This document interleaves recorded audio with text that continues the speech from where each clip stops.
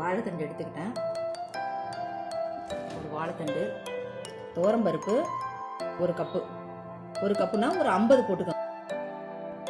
அதுக்கு ஒரு தக்காளி, ஒரு வெங்காயம், 4 பச்சை மிளகாய், சிறிதளவு கருவேப்பிலை, சாம்பார் பொடி 1 டீஸ்பூன் சாம்பார் பொடி, 1/2 டீஸ்பூன் வெறும் மிளகாய் தூள், 1/4 டீஸ்பூன் மஞ்சத்தூள், சோம்பு 1/4 டீஸ்பூன், ஜீரகம் 1/4 டீஸ்பூன், கடுகு உளுத்தம்பருப்பு ஒரு 1/2 டீஸ்பூன்.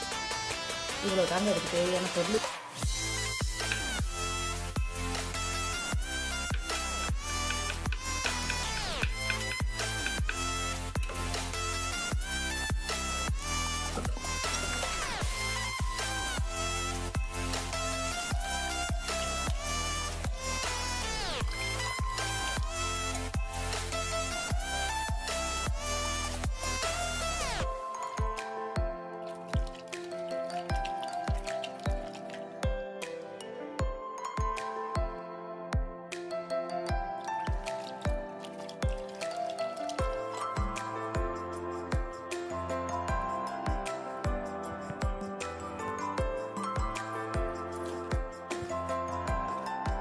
குக்கர் அடுப்பில் வச்சுருக்கேன்.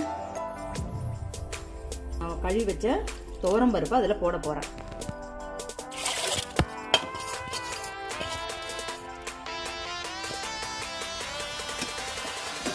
வெங்காயம், ஒரு வெங்காயத்தை அரிஞ்சு துருக வச்சுருக்கேன், அதில் போடுறேன். பச்சை மிளகாயும் அதிலே நான் போட்டுக்கிட்டேன். ஒரு தக்காளி அரிஞ்சு வச்சுருக்கேன், அதையும் நான் அதில் போட்டுக்கிட்டேன்.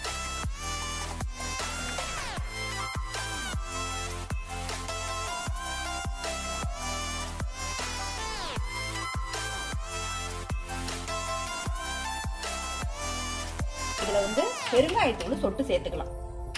பெருங்காயத்தூள் போடுறேன், கொஞ்சம் சேர்த்துக்கலாம்.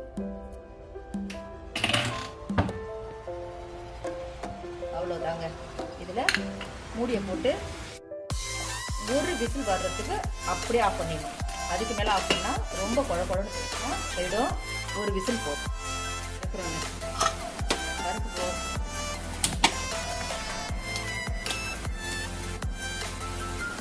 பருப்பு நல்லா வெந்துடுச்சு. ஒரு விசில் வந்ததும் பருப்பு நல்லா வெந்துடுச்சு. தட்டி காஞ்சதும் எண்ணெயை ஊற்றுறோம்.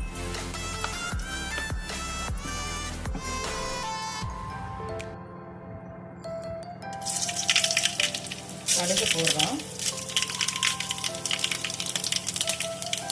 ஜீரகம், சோம்பு தூள்,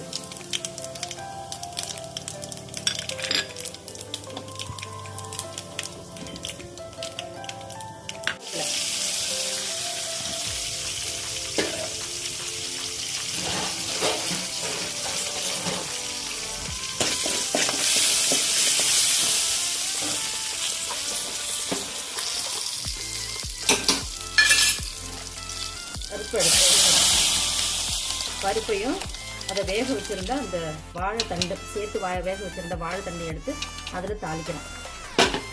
அதுக்கப்புறம் சாம்பார் பொடி, மஞ்சள் தூள், வெறும் மிளகாய் தூள் போட்டு நல்லா கிண்டி விட்டு ஒரு கொதி, அந்த வாசம் அந்த பச்சை வாசம் போகிற வரைக்கும் ஒரு கொதி விட்டு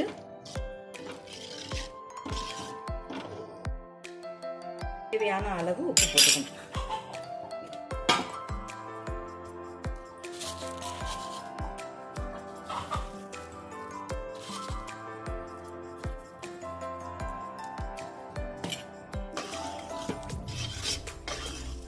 இவ்வளவுதாங்க, வாழைத்தண்டு கூட்டு ரெடி.